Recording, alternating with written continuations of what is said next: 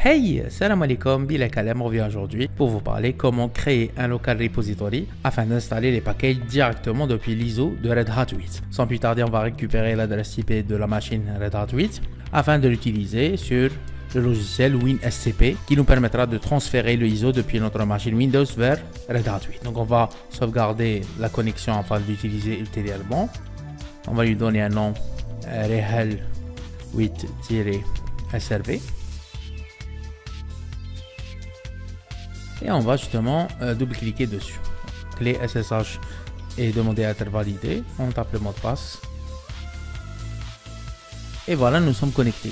Bouton droit sur notre ISO localement. Envoyer, on va envoyer l'ISO depuis la machine Windows vers Red Hat 8.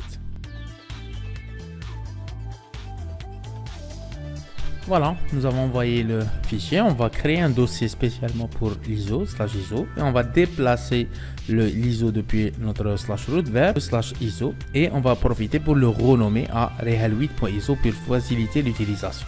Donc on vient de le renommer à rehal8.iso. On va créer un dossier /dvd qui nous permettra justement de monter l'ISO vers ce dossier.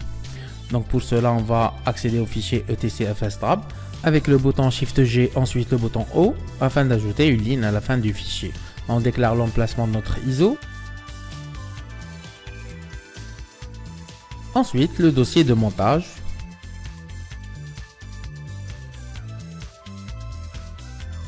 Et le file system ISO 9660.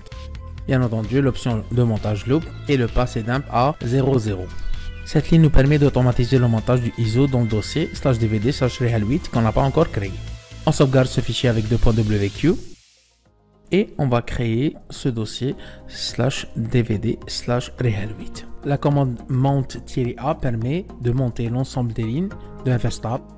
Avec df-h, on va constater que en effet, le ISO était bien monté dans le dossier /dvd /rehal8. On vérifie le contenu du dossier de montage et on constate qu'il y a en effet les deux dossiers BaseOS et Upstream. L'objectif de monter le ISO dans le dossier de montage, c'est justement de demander à la commande yum et la commande dnf de pointer sur le local repository de BaseOS et Upstream. Pour cela, nous allons accéder au dossier /etc/yum.repo.d. À l'intérieur de ce dossier se trouvent justement les fichiers .repo. On va créer un fichier local.repo. Une fois ouvert, on va cliquer sur le bouton I afin de commencer à insérer ces lignes.